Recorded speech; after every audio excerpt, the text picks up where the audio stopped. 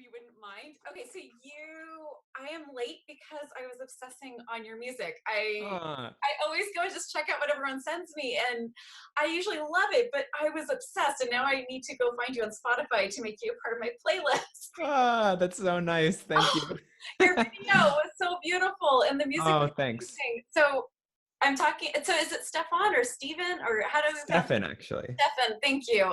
You Yes. also surprised me because I don't know what your disorder is. I was looking it up and trying to figure it out, and I was just getting super confused. So if we could start with what you have, that would be really helpful. Yes. It's called central sensitization syndrome.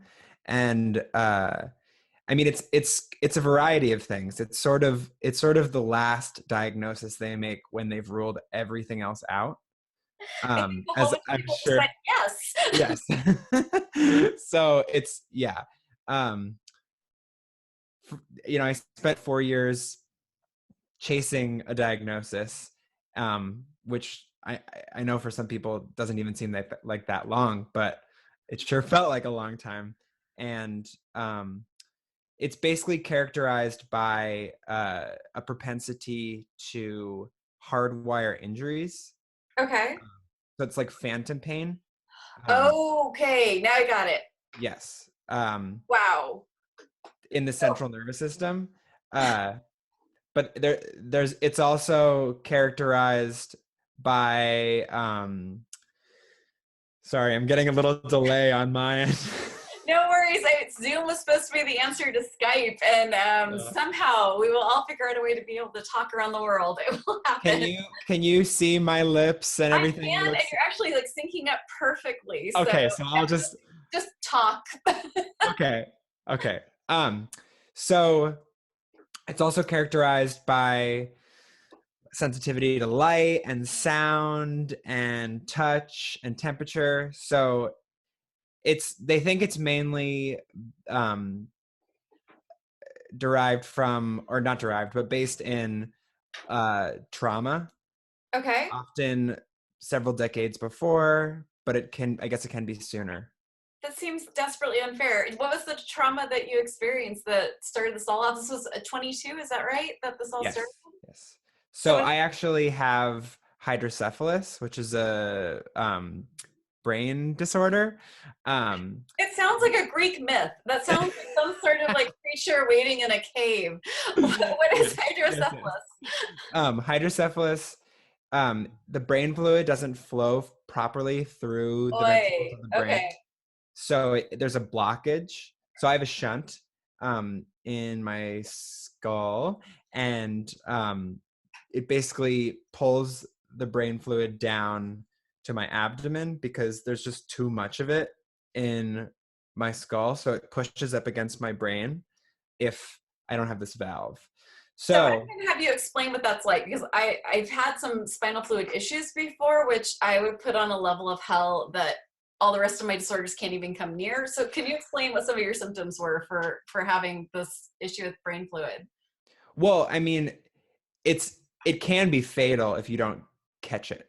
So it's the type of thing where, like, I was born with it; it's congenital, um, and they had to fix it, several days after I was born. Oh, okay. So this wasn't like you were a teenager and you had to get a shunt put in. This was right from birth. Mm-hmm.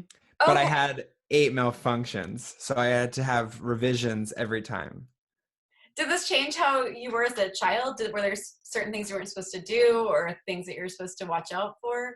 I got super lucky. My mom, I guess, was sick after she gave birth, so I guess they kept me in the hospital longer um, as well. And so they saw that I was not acting normal and discovered this condition and were able to fix it really quickly. But the side effects that can come with it can be really brutal. Uh, Spina bifida, um, a lot of really detrimental learning disabilities. Um, I mean, everything from ADHD to tinnitus. But I really lucked out and didn't have to deal with a lot of those problems because they caught it so quickly. Well, and so at the brain shunt, was there like with some of the things that you have put in, sometimes you're not supposed to do things as a kid, like you're not supposed to run or jump, or you just allowed like to be a kid? I mean, no contact sports, but that was pretty much the only limitation. And then like wear a helmet when you go bike. But Well, that's that's for common everyone. sense. Everyone, we're Yes, in helmets when it comes to exactly. bike I'm riding. a There's big proponent. no matter. But no football, which No. okay, well, Which disappointed me for about 5 minutes. And I was yeah, like, when well, my there's son other was like, things. no football for me, I was like, oh, darn, that's terrible. And no shade to anyone who loves football. I just Yes, yes. I'm a selfish mom who hates to give up my Saturdays.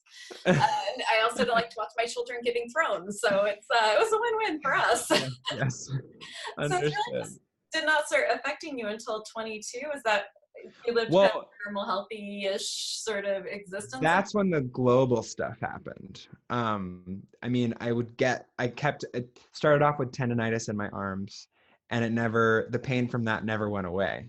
When did Um, that start? That's 22. yeah, and that's brutal for a musician. Right. But it's usually like a lot of guitarists have it, it usually goes away in like 6 to 8 weeks. But mine just never went away. Um, and getting these MRIs and X-rays and all these different inflammatory tests done, and everything comes back normal.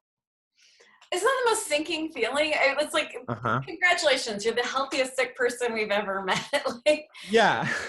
I would get like post-traumatic stress every time I was going to get like results read to me. I just like start Oh yeah. like armoring myself up for those appointments. It's rough. But then they do find stuff, and they inflate it, and they try to treat it. Like I have a pretty mild like primary immunodeficiency. Okay. So I went on immunoglobulin infusions for a year to see if that Wow. would help. Well, what was that like? I mean, it's like blood plasma, and you just sit for 4 hours and have it injected.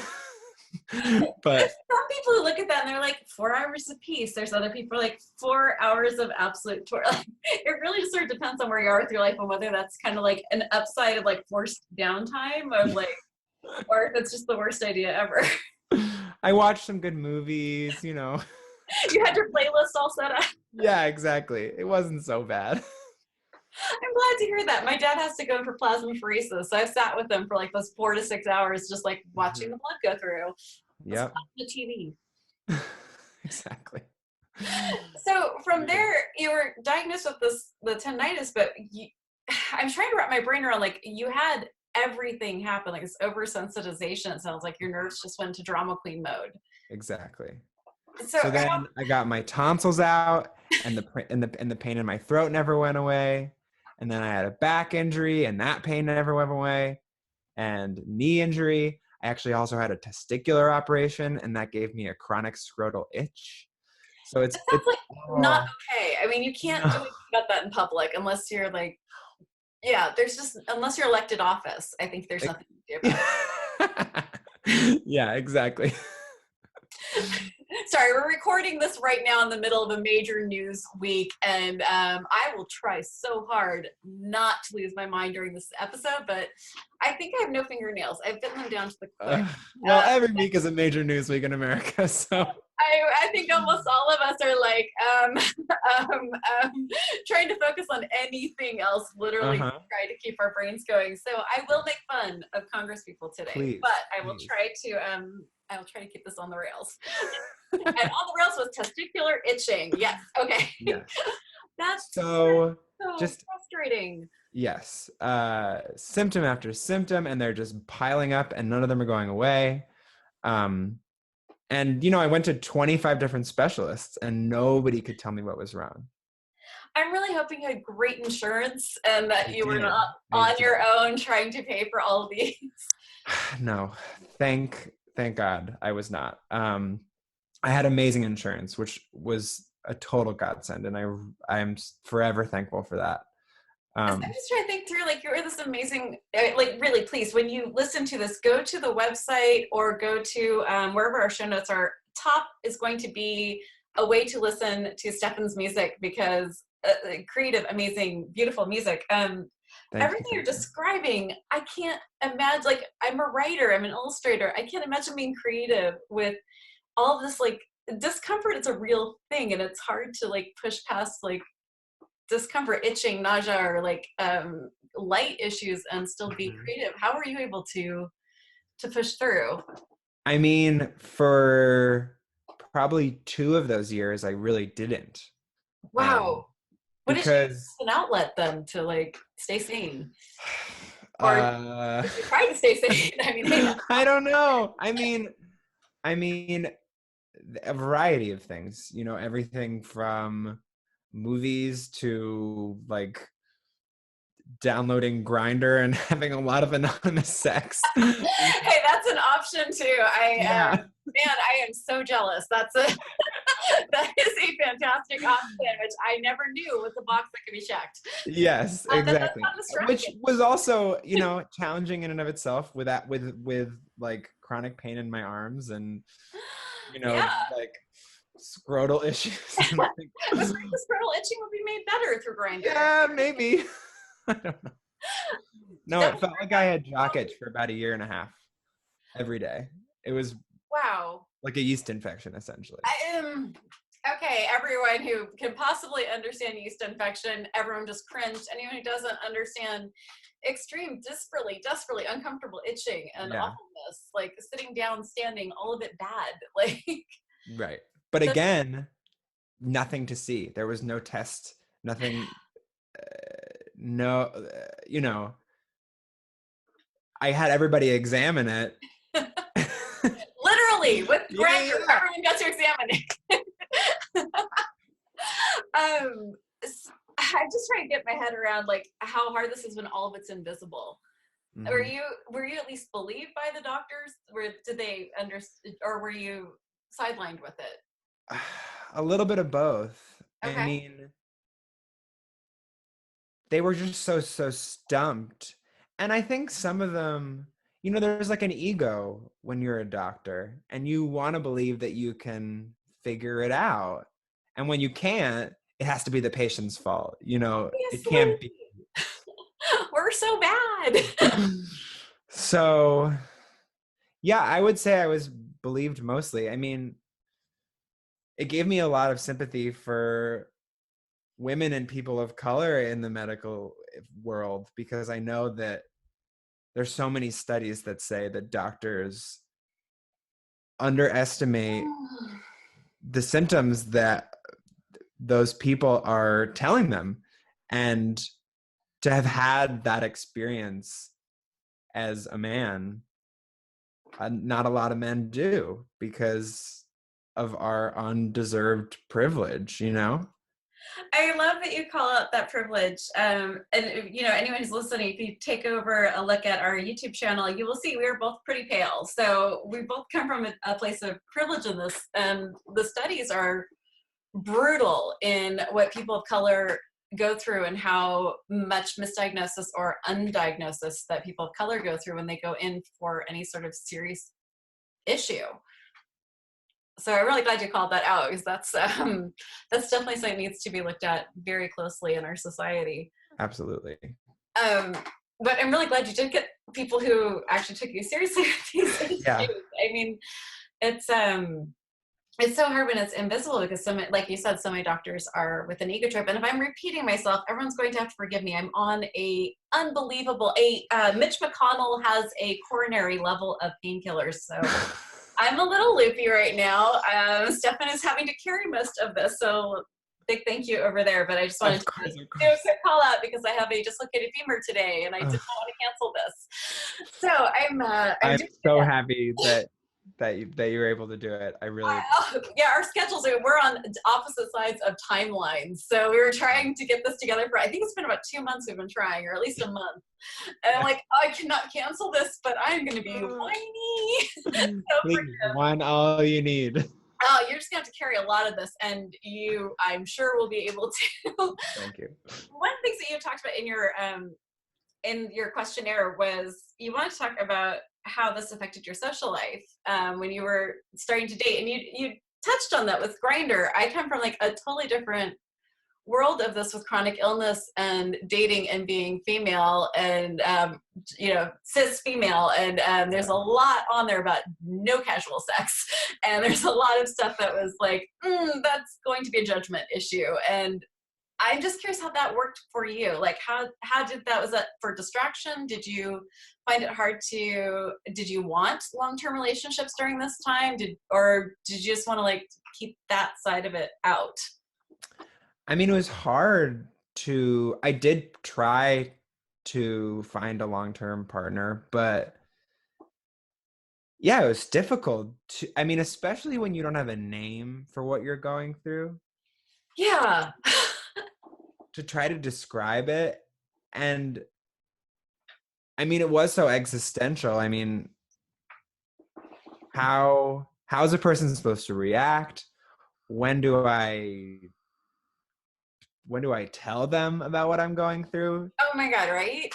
Like, that's a big question I've even asked our dating experts. Like, when do you even bring this up? And no one has a good answer for that.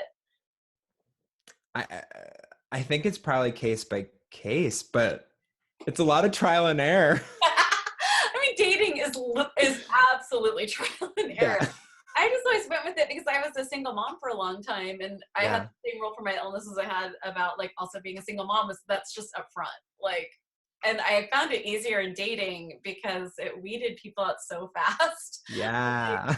just nope, not willing to deal with kid thing, not willing to deal with sick thing. Great, thanks. Have a great. It's been real. It seemed to make it so much simpler than all my friends who didn't have the extra things that they didn't have That's those things, interesting. and so dating was harder to weed out the others. So Yeah. for like as a 22, I'm sorry, I'm old. So 22 just sounds like the cutest little shiniest space baby to me right now. Like that just sounds darling. I can barely remember it, and that was probably because 21 was such a fun year. And Yeah. how did I was just trying to think like how you could even get around with your regular life when you're dealing with like light issues and Well, the light stuff, I don't mean to stress that too much, because it's the type of thing where it's like I can't sleep. I have to sleep with blackout curtains, okay. or I sleep with a noise machine and earplugs, and like, and I wear earplugs when I ride the subway. It's not so severe. Okay, so this isn't like where you go out and it's like people with migraines would know about this, where you go out and it's Right. like the bright and you just go vampire and just rush back inside and curl up with like underneath blankets. Okay, so this is just yeah, I think I understand what you're saying. I just can't quite vocalize it. Hmm. How did this affect your creative process? I know you said that for a few years you were relying on Grinder as a distraction, but how did this affect us? Like, I don't say things I don't mean. I'm very blunt, and when I Yeah. say I love your music, I'm seriously like fangirling right now. I'm a little Thank you. distracted because I like kept replaying the song. Has this like changed your creative process? So, well, I'll talk about the Mayo Clinic experience. Oh, please, thank you. That was definitely on my like underline list. I'm serious, people. I am on like massive drugs right now. But the Mayo Clinic is I like can talk about the creative process first. no, go Mayo Clinic first because that was like on my like underline list. Ask him about Mayo Clinic. Yes. Because that's like the chronic illness people's idea of like Club Med. Like any of us who haven't gone, it's like that's the Club Med. That's the lottery that you're supposed to like get into. What, break down for me what life is like at the Mayo Clinic? I mean, as a person who is a connoisseur of doctors' offices and facilities, Do we get to like start giving them like 4 or 5 star like Airbnb and like we can write like little notes? yeah. I mean, that's kind of like ZocDoc or Yelp. Oh God, yeah, that's true. But I like the idea of like the Airbnb. They should start leaving us little gift baskets when we go in. Oh, yes. Oh, you think they should rate the patients? No, I think we should get to rate them. They should leave us Oh. gift baskets like Airbnb where they have like Oh. things. I would love if doctors' offices realize that they're probably our third or fourth appointment during the day and we haven't eaten yet. Maybe I think at least some Oh. wine bars that could be nice. Just a little like, hey, mints would be great. Anything with calories would be fine. Yes, of Bottle of course. wine would be best. Mm. That would be great. Midday. but yeah, it's an incredible facility. How did you get into it? How did you get referred by a doctor? How did this all work? So my mom grew up in the Midwest, and her Okay. mom was in the medical field. She was a nurse, and then she was the head of a nursing department at a hospital. So she always knew about the Mayo Clinic. I mean, she was in Wisconsin. It's in Minnesota, so just one state over. Okay. And, both my parents were totally abreast of every appointment that I was going to, even though they lived 3 hours away in Massachusetts. um I got to the point where every single one of my doctors was like, we have nothing left. And there was like a 3-month period where I don't even really remember it that well, but exploring all the weirdest things I could think of, everything from like laser treatment to medical marijuana, and which is really hard to get in New York State. Is it really? You guys are still illegal? It's legal to get medical marijuana, but it's super restrictive. Are you serious? I never would have thought that about New York. Oh, This I is not, literally knew. Oh my God, come to California. not We a have them liberal at state. Starbucks. Like they deliver. I mean, I'm not kidding. Like they deliver. We have like, I think Yeah, 4 in my little suburban town. We've got like 4 different dispensaries. Like unbelievable. where my son is, it's like they're like we actually counted and there are more dispensaries than Starbucks. It was, yeah. No, I'm not, and that's, yeah, I was dying. I was laughing so hard. Oh my God. So it's like really Yeah. hard to get in New York. Yeah, I Oh, mean, de Blasio we've needs to get had a ass. we've had a Republican state senate for about 10 years, and they have stymied a lot of efforts.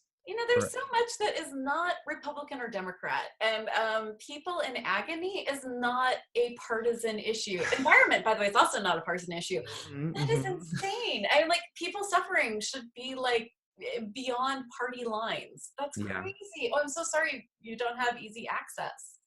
But ultimately, I still didn't have a diagnosis. So it was just throwing everything at the wall. And that didn't feel No, but like like a the great marijuana idea. is like one of those things that's like it's kind of a catch-all. It can make a lot of things better. It It's can make true. so It's many true. things better that when you Yes. don't have a diagnosis, it's like I obviously don't want to be an oxy without a diagnostic, so I Yes. can do this to just sort of patch this through until I can figure out what's wrong. Wow, so you've gone like 4 years without a diagnosis. All of your doctors have said we're at the end of our rope, and Yeah. did they give you anything other than a because I'm at that point right now where all my doctors have just gone surgery maybe. I What? mean, yeah, there was exploratory surgery suggestions, and I was like, I mean, every time I get a surgery, every time I, have an injury, it just creates more chronic pain. So no, I'm not going to do that. Yeah, I would definitely understand where you would be like So my mom, being like the incredible woman that she is, and doing all this research for me, was like, I think I think New York, I think we're done with New York as far as the okay. doctors go. We gotta go for the top guns and look at the Mayo Clinic. And Wow. I sent an application, and they accepted me. I went out there with my 400 pages of medical records from the last 4 years. Hello, War and Peace. Uh-huh. And they looked through all of them. Wow. It was really amazing. And they were basically like, well, you really have ruled everything out. And here's the one thing that nobody has suggested, which is Okay. sensitization. Wow. Oh, okay, so what does that feel like when you hear that? Because that doesn't come with a rote cure or a rote prognosis. How did that feel when you finally got a name? Well, the way that they present it to you is actually in this 4 hour long seminar. They're like, you should go to this seminar. We think it'll be informative for you. The ADD in me just like died a little bit with the idea. I would be like already drawing like 15 drawings before they got Right. to the point and would have totally lost interest in anything. But Wow. if you've been waiting for answers for 4 years, and right from the jump, they're giving them to you in this PowerPoint presentation. I That's like, 4 hours. There are cocaine addicted gnats that have a better attention span than I have. I know 4 hours. I would have been like, you could just kill me by now. Like, that's fine. Like, just get to the point. yes. Oh, I have full respect for you being able to stay focused for that long. It was amazing. So they ended up suggesting, well, they basically said the only treatment that we can recommend is this 3.5 week pain rehab program, which is like a multi-disciplinary pain rehab program at the Mayo Clinic. And I ended up going back the next month to that program. And the crux of it is all mindfulness and cognitive behavioral therapy to Mm-hmm. essentially like manually rewire the brain. Okay. And and also this extremely gradual desensitization where, they started me off singing for 5 minutes a day, no matter how it felt. I had to sing, even if it was super painful. You just have to do it, and then you increase by 1 minute every day. Wow. Okay. It's like the frog in the boiling water. You just keep getting Uh-huh. the temperature until it's bearable. Exactly. Wow. Okay. And so that got you to a good point. And I just have to ask, because you're a legal adult at this point, how were you able to be away from money making activities for this long? So, I mean, I had savings, and my parents helped me out a little bit. Yay, uh, parents. yeah Parents are awesome. At least yeah the supportive ones. Good supportive parents and are and my incredible. grandma helped me out a little bit too. But I mean, I definitely spent I mean, for the 4 years, the bulk of the spending was all me. And then Wow. it ended up, I mean, this is probably not going to sound like very much, but it was like probably 8 to 10 grand. And I mean, obviously that's a lot of money, but I know people have spent a whole lot more on medical care. I think everyone who listens to the show understands that we are only speaking from like our viewpoint where we are in our lives with a very clear understanding that this is not the reality for everyone listening. So Right. 8 to 10,000 it's a lot, but I do know that, yeah, I spent that by February on my health stuff. Um, so Yeah. I definitely hear you, especially when you're not at an age where you've built up a huge amount of savings or No. a work savings or Right. I know at 22 that kind of money would have pretty much buried me. Yeah, exactly. So thankfully, my insurance was so robust when I went to the Mayo Clinic at 26 that they actually covered the whole thing. Oh my god.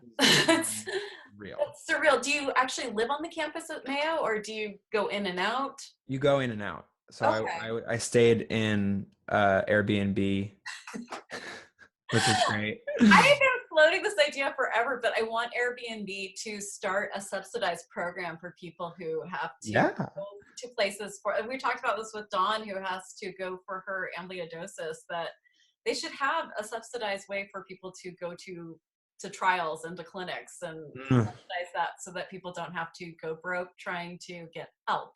And the McDonald house only works for certain people, and they don't have enough of them. So it'd be really a great idea, Airbnb, to rehab some of your image, what you need after the last 2 months. So Mm. good. And it wouldn't cost them anything because that's a tax subsidy. So True. Yeah. I mean, there's no That's a reason great for them idea. not to be good people.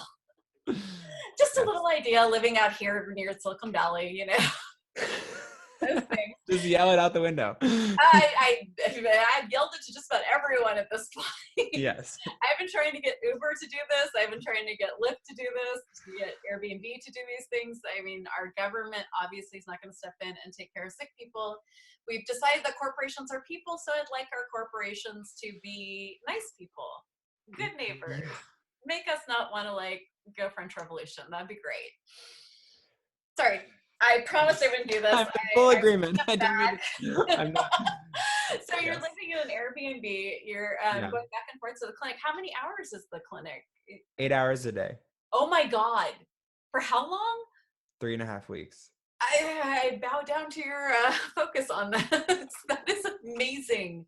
Did you really feel like that the cognitive behavior therapy really worked for you? Did it help you get to a place where you could function? Absolutely. And That's amazing to me.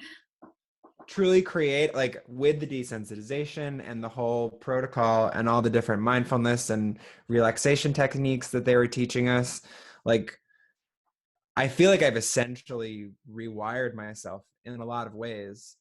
I mean, it's the type of thing where every couple weeks it sort of switches back. See, I would just forget everything I learned. That's that's very helpful that you'd be able to, like, at least you know you have a roadmap to get back to what worked.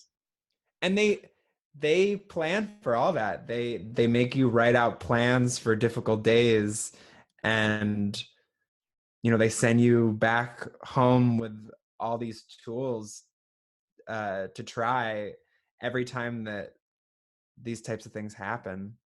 So What's the most effective way that you found to get back to what works? What's your best tool for? I'm not saying that this is going to cure your pain, everyone. I'm just generally, what's your like touchstone thing that works? well, sort of the new medication that they prescribed in this program is diaphragmatic breathing, which is It's a so prescription that's not simple. going to kill you. That's awesome. There's no like 3-layer list of like all the things that it's going to do to you. Mm-hmm. Diaphragm. I did not believe in that until my physical therapist just got me doing it last week. So I thought that was just hilarious when I saw it on your thing. Yeah. Seriously, look this up, people. It does not cure my pain, by the way. It really does just help me calm down enough so I can like go through the protocol and figure out what to do next. But that's Mhm. amazing stuff. It's really powerful. Does that help with And your singing? I'm just curious. So she was teaching me like some circular breathing pattern. It's like if I could carry a note, like if my children didn't tell me to stop singing when I sing them lullabies, this could have been helpful. oh no. Well, I actually kind of already knew how to diaphragmatic breathe I because would I was think. singing. But it's the the voice was actually the hardest thing to work on in that program because it's I mean it's the most intimate thing for me. But it's also like a black box. You can't get the visual feedback that you can with your arms or your back and look at it and say that doesn't look inflamed because I can't see my vocal cords or my tonsillar tissue or whatever. um it's it's invisible, so it's purely mental, and that took me a really long time to get used to. And that's kind of the thing is it's all in your head. That's actually a problem. Like that's not saying that it doesn't exist. That's saying it absolutely exists, even with the Mhm. location. Like I find this just really frustrating when people say that. It's like with CRPS or like the phantom limb pain. It's all in your head. Well, yes, but that doesn't stop it from being pain. That's or mental illness. That's still a huge thing that someone is dealing with, and that Yeah. requires care and a protocol. And you had touched on the mental illness. If you want me to stop on this, I swear I will not. I will not touch on any red button issues that you have. But you kind of broke my heart a little bit when I was reading about some of the depression you had dealt with. Is that something you would like to talk about, or should I Oh, step? absolutely. I'm pretty open about all of it. I Singer mean, songwriter, you're almost like have to be. Right? yeah, exactly. Yeah. I mean, one of the greatest things I've learned through all this, and especially through all the art that I sought out when I couldn't make my own, which was namely like storytelling, God, yes, yeah. like live storytelling podcasts, whatever. I mean, you're probably a little young for it, but spoken word had this like big moment when I was in high school, and like I just got hooked on like Annie DeFranco and Oh yeah. like Tori Amos's first album that was like, here's my diary in beauty. Like, I grew up going to this is a total tangent, but I grew up going to this festival called Falcon Ridge Folk Festival in upstate New York, and oh my Ani God, I want to go now. Yes. headlined when I was Good headlight. 29. Ani DeFranco. Oh my God, you're killing me. You have no idea how much I'm in love with that woman. Oh, that's amazing. Seriously, if you all want to hear what we're talking about, just Google Annie DeFranco. She just wrote a book. You will find her immediately. But some of the best spoken word about everything. Yes. Like she was like a no hold barred, like here's like any life experience just broken down. Which is Mm-hmm. helpful when you're like, I know like there's stuff that they touched on about like she and Tori Amos both had a one about rape, and that was like what got me through really awful experiences in high school, was hearing someone say you're not alone and being brave enough to go, here's like everything I'm feeling about this. And that's what's so important about storytelling. I mean, that's one of the most healing things about storytelling, is letting people know that they're not sitting in a room without anyone else. Yeah, exactly. So which you were listening to, like the story podcasts? I mean, and just learning about the value of vulnerability. Oh Um, my God, that is the most beautiful way to phrase that. That is, yeah. I'm sorry, I didn't cut you off, but like, that just like hit me. That's gorgeous. That is, we don't put a value on that usually. And I feel like, especially for anyone who presents as masculine or male, that's like one of the first things that gets stripped away from anyone who presents as male, is that vulnerability. And it's such a sad thing. That's beautiful. You recognize that value of it. Oh yeah. I mean, the well, we can go into this later, but the artistic like implications of this experience were invaluable.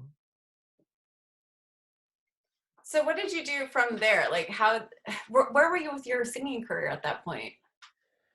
So, uh, literally 2 weeks before I got tendonitis, Yes, that's how released, this always works. Yes.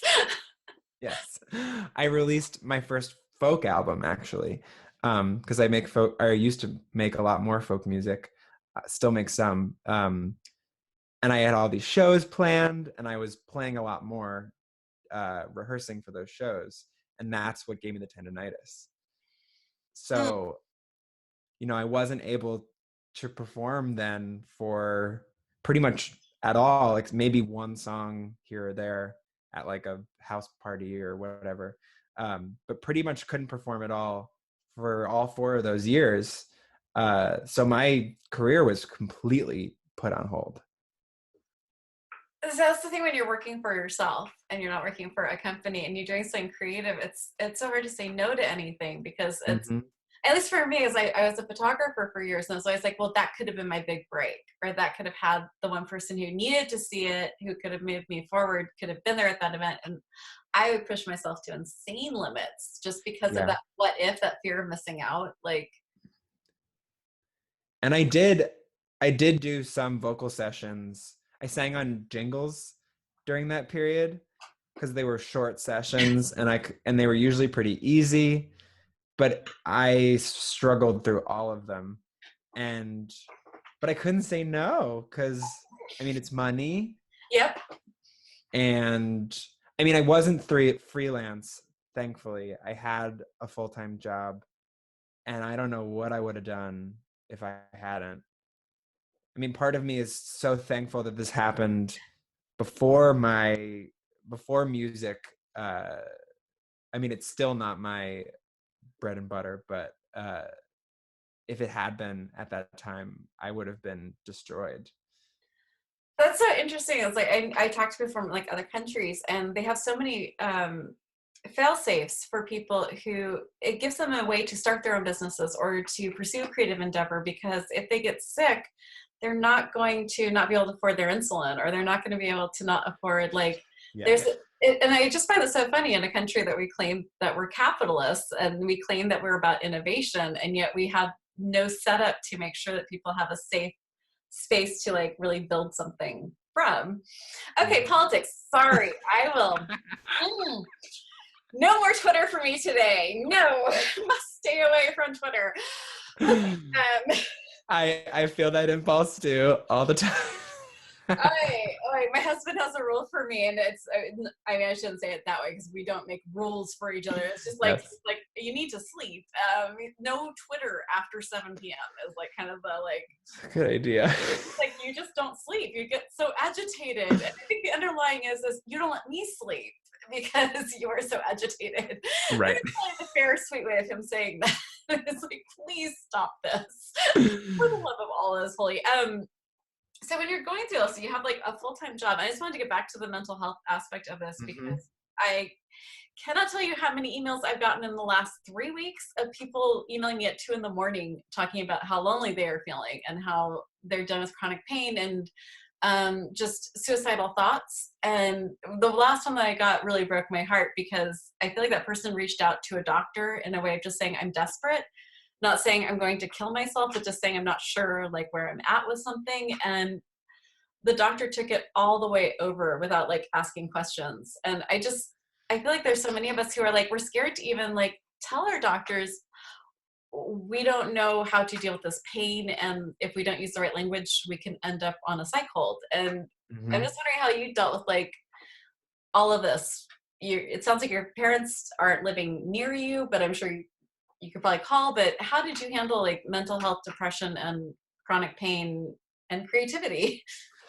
Well, my mom is a therapist, which Oh is my God. extremely You, helpful. my father's a therapist. Another Mm. child of therapists. Yay. Yes.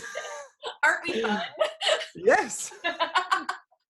I feel like I gained so much insight from her. I mean, I continue to gain so much insight from her. Um, and it helps me provide counsel for my friends and the people around me. I never understood people who were like, "Oh, that must have been horrible." They're probably always, analyzing you, and I never felt that way. I think the only really bad thing I can say was like my dad's favorite story is like it was like 6 or 7, and he was trying to get me to explain why I was behaving badly, and it had gone on for an hour, and again ADD. And I just asked him to spank me. I was like, "Could we just stop the talking and just like punish me already? Like, I don't know why I did this. I'm 7." Like, other than that, it was lovely. That's Yeah, fun times. So, were you able to talk to her about how you felt? yeah, definitely. And I mean the the deepest of the depression was right before the Mayo Clinic came into view. Wow. Because, you know, I mean, I made this like a part-time or a full-time job, and a lot of people with chronic pain obviously know what that's like. Yeah, it's the worst paying one too, and the benefits suck.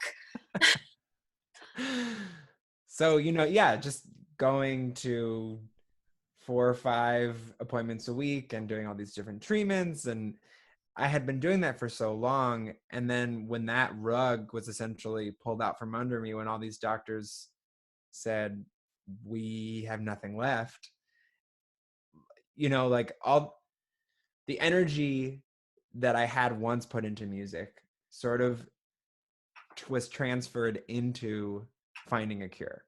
Wow. Okay. And when that pursuit was no longer felt like it was no longer an option, I just felt completely useless. Wow. I absolutely hear you and understand what you're talking about, but it's that for me it was always just like, okay, this is it. This is as good as it's going to get. It will just get worse. And when you have to redefine what your purpose is in this life, if your body is not allowing you to do what your purpose, you defined your purpose as being, that's so hard. Yeah.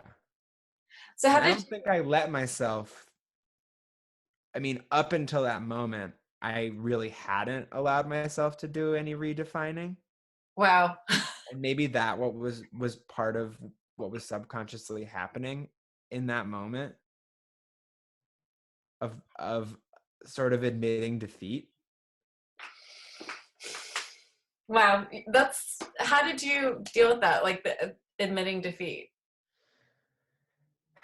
I mean, it's hard to describe. Part of me feels like I sort of blocked it out. Um, Hey, denial is not just a river in Egypt. It is a right. very useful tool sometimes. I deny that 45 is our president. It's Yes. Okay. That only works for so long. but it's just minute by minute, moment by moment. For a few moments, it can be blissful. Yes. So yeah, I mean, it was a lot of self-reflection and trying to be around people, not wanting to be by myself, because then the thoughts would come up, like. I don't mean to laugh. My sister just had this discussion with me. It's a rabbit hamster wheel. Is Yeah, what we exactly. call it. And we both had this discussion about how the deep dark scary when you're alone. Or just idle, like I had to have like media going or just be doing something all the time to distract myself. um but then, that was probably 2 or 3 months, and then when the Mayo Clinic came into view and I could spend the next 6 weeks collecting my hundreds of pages of medical records and following up with these 25 doctors and these 10 imaging facilities every week until they sent me my stuff. Hey, you wanted something to do. There you go. Yeah, You exactly. are now not idle. Exactly. So it became like this new, I mean, I am a type of person who needs a project. Mhm. Of course, like I know there are a lot of people like that. And uh, that was my project. Um, and once I went through the program and had that protocol to follow, like that was the new project. And like that gave me some purpose again. That's one of the things that I worry about with people who aren't diagnosed is there's no protocol. And I feel like I just feel this intense empathy for people who are really sick and there's no diagnosis. They're just undiagnosed feeling miserable. And it's like there's some sort of, even if they're like telling you there's really nothing we can do, it's just most of my doctors, 98% of my doctors are like, well, enjoy your life. um but like even having just the physical therapist give you like physical therapy exercises, it's like I can at least pretend that I'm going to get a little bit stronger or a little bit better with these. Like it really helps to have a name and have a protocol, even if it's like psychosomatic, which is mostly my case of like I really think this is going to help. Yeah, yeah. So for you, how's this working with your creativity? Because again blown away. Like I'm in love with your music. How is this working in with, are you using what your experiences are to singer songwrite, or is this a part of your distraction process? That's 90% of why I draw, is to not think about how much everything hurts.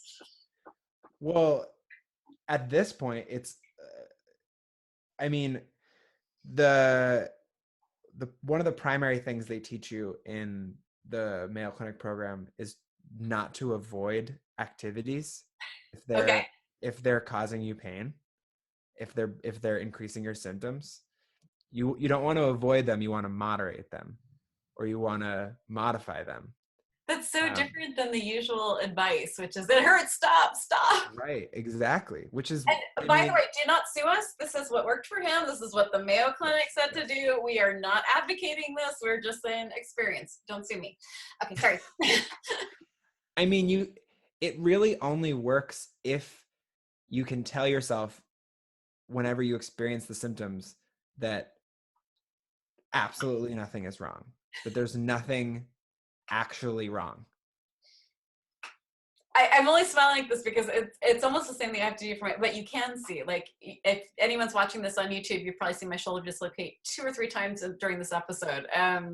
So like I do see it. I just have to pretend like it doesn't happen. Otherwise, I would never leave my bed. Like Right. my femur dislocation, we still don't know how I did it, and the foot dislocations last night were because I stepped down.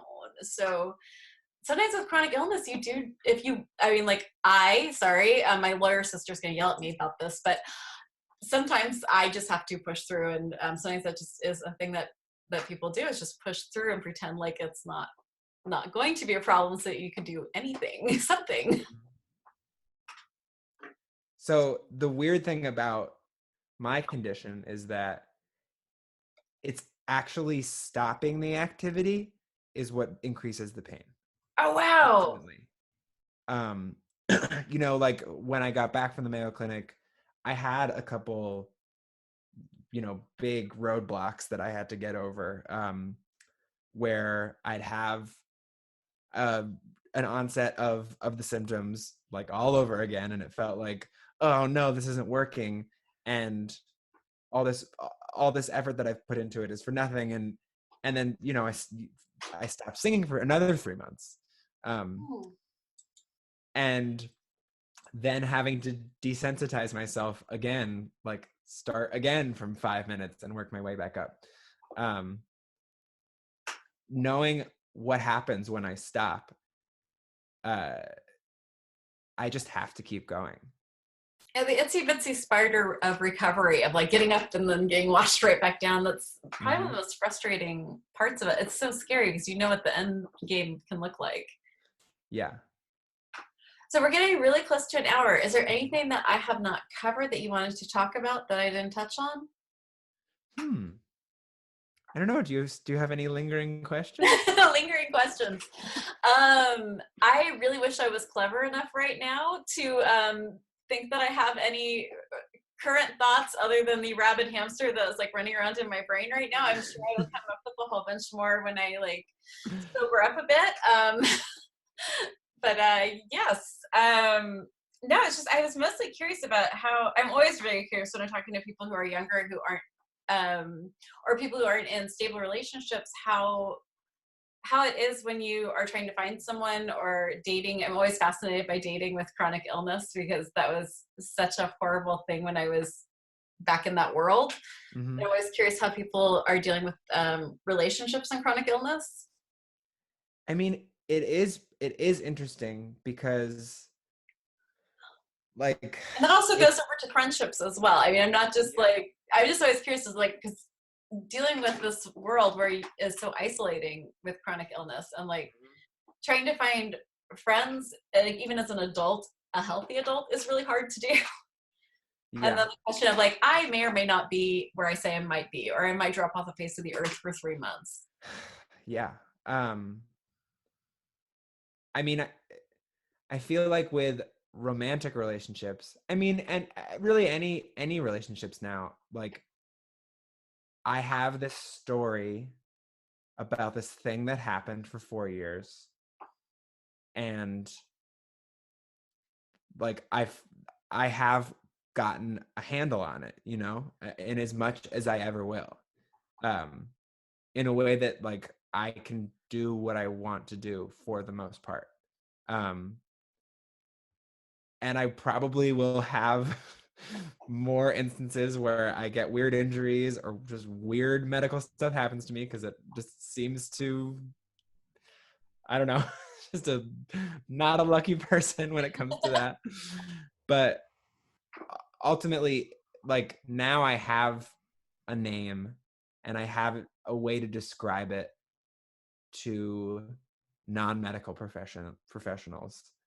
So it doesn't, it's not so confusing anymore, you know. The only thing that's getting in the way of dating at the moment is music, which I'm totally happy about. You know, like good reason for it. Yeah, I mean, like if I have too many, you know, shows or songwriting sessions or whatever in a week to go on a date, then oh well.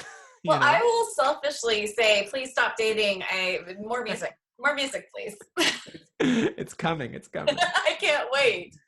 I'm really excited too. Um, yeah, I think, like you said, it weeds people out. In I know that can sound kind of harsh, but I think dating's harsh. It's yeah, I think it's helpful to be able to weed out people who aren't willing to deal or ready to deal. There's no changing anyone. right, right. It's just not something that happens. You don't actually get to change someone. So if they're not a person who wants to deal with that, it's probably a good thing to learn sooner than later. Mm-hmm. At least Like, in my estimation. what'd you say? I said, at least in my estimation. Yes. I got lucky and married my best friend. So that just made things so much easier. He had already seen all of it. He had already been there through all of the stuff with her friends. So it just was so much. I really lucked out. That's amazing. I mean, ultimately, like, I'm always going to have like this protocol that I have to follow, and you, you like I can't go to loud bars, and In New uh, York? That sounds like a problem. it is it is challenging, and like I really need to watch my how much I drink, and yeah, there's like a lot of things I need to really focus on, and if somebody's not willing to they don't need to do you don't need to do everything I'm doing or mirror what I'm doing, but if they're not willing to allow me that independence in Mm, those moments, then like how how can it work? that's a really good point. I mean, I think so there's a lot of people like I feel like a chameleon. Like I will almost always do everything to make everyone around me comfortable. It's just a Mhm. habit. And so it's really hard not to drink when everyone's drinking because it's like even if I shouldn't be, it's like but that would makes people feel uncomfortable. Mm, So you're right. That's really important self-care is to be like you got to be okay with the protocol. You don't have to follow it, but I do. So yeah, yeah. it just can't be an issue. And with the cognitive behavioral therapy, sobriety just makes everything easier. Wow. And I'm The not only thing I can think of sober, that would make that but easier. But yeah. uh if I'm having a hard day, if I'm having a bad symptom day, then I know that I can't drink because I need to be on the ball. That's a really, I mean, I don't want to get too into it. We're not discussing chemical dependency, but it is a Mhm. really interesting thing when you're having to switch that. Like, I will not drink if I've had, like, if I'm depressed, I refuse to drink. And Mhm. it's like such a difference from like what a lot of my other friends are like, oh my God, I need a drink. And it's like, but you have to like switch that up because you can't use that as your crutch because it will ruin other things for, I yeah. mean, I was like that uh during the I mean, it's funny actually. I'm realizing that during those dark months where I had nothing, I actually started. That's precisely when I started making my own cocktails, and Oh it my. became this new creative pursuit. And I was infusing alcohol, and I was like doing all this, like making up all these different drinks, and it like I could mask this like growing dependency in this new craft. Oh my goodness, I hear you there. Mine's baking, but I absolutely hear you. If you've ever listened to Kira's, his husband makes the best cocktails ever, and going to that house is a danger. But I absolutely hear what you're saying. Like it's easy to like you could apply that to anything, not even like alcohol. You can apply that to like sports or weightlifting or anything that you're using as a dependency that could be creative or could be healthy if it wasn't done to extremes. Like we're really good creatures at justifying things, like Yeah. making it like, oh yeah, this is okay because. Well, on that note, I think we've gotten to an hour, and I would kidnap you for a much longer time. Is there anything else that you wanted to make sure that we say, especially your website? Oh, well, I would love if people would check out, especially my Instagram, because that's sort of the center of it all, Mm-hmm. where it all happens. Which we are now Uh, following you. Invisible Not Broken is following you now. yes, yes, yes. I'm so happy about that. It's at Stefan Alexander, but it's spelled a little funny. It's STEFANALXNDR. And if you did not write that down, don't worry. You just go over to Invisible Not Broken or you go to our show notes, and it's all going to be at the very top of that. It'll just be a clickable link so that you can follow Stefan and listen to music. And do you have like a Spotify thing or Mhm. a Yes. SoundCloud thing? So just send Yes, them over all the to me. things. Just send them to me, and at the very top there will all be there. All right, Stefan Alexander on all platforms, and that was smart. That'll make and tagging you so much easier.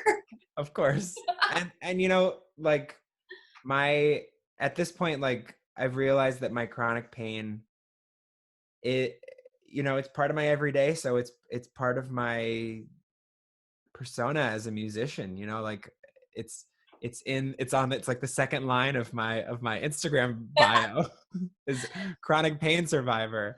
And because I want to talk to other people that, are dealing with similar conditions. I want to be able to use my platform to help people and shed some light on this, and hopefully provide some hope if I can. So that's really it's become like a super important goal for me. That's a great goal, and I can tell you there's a lot of people who will be really happy to hear this and to hear your music and to know that there's someone else dealing with this. Totally. Totally. Well, thank you so much. Thank you. It's been such a pleasure. Oh my gosh, I really wish I was more alert for this. I'm going to be very sad when I listen to this again to edit it. No. What were you thinking? Why didn't you ask these other questions? So thank you for being patient with me. I really appreciate that. Everyone, if you want to do nice things for the podcast, nicest thing you can still do is to go over to Apple Podcasts, I think it's called now. They stopped calling it iTunes. You guys know it's a little like Apple thing. Say nice things, put stars. If you want to say mean things, we got it. I'm Shrill. That's been said enough. If you have other things you would like to say about that you want me to change, feel free. I do read all comments. I know it's an awful habit. But you can also send me emails too if there's things you'd like to change or things that you're annoyed with me about. I do read those as well, and I have changed some things that people have brought up. So please feel free to say hello. I think that's about it. I'm going to stop talking now and go curl up in a ball. So be kind, be gentle, and be a badass, and tune in next week.